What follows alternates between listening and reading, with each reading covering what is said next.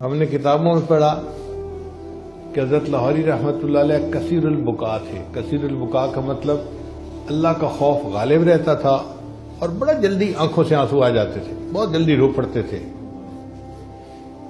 تو کثیر البکا تھے۔ تو کتابوں میں پڑھا کہ خواب میں کسی کو نظر آئے اور اس کو بتایا کہ جب میری اللہ کے سامنے پیشی ہوئی تو اللہ نے مجھے فرمایا، احمد علی تم اتنا کیوں روتے تھے؟ احمد علی تم اتنا کیوں روتے تھے؟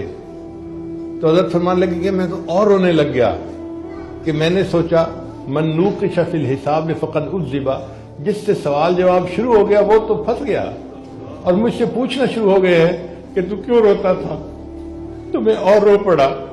تو اللہ نے فرمایا، احمد علی تم آج بھی رو رہے ہو، آج تو تمہارے انعام کا دن ہے، ہم نے تمہاری بھی بخشش کر دی، اور جس قبرستان میں تمہیں دفن کیا گیا قبرستان کے سارے موتا کی بخشش کر دی۔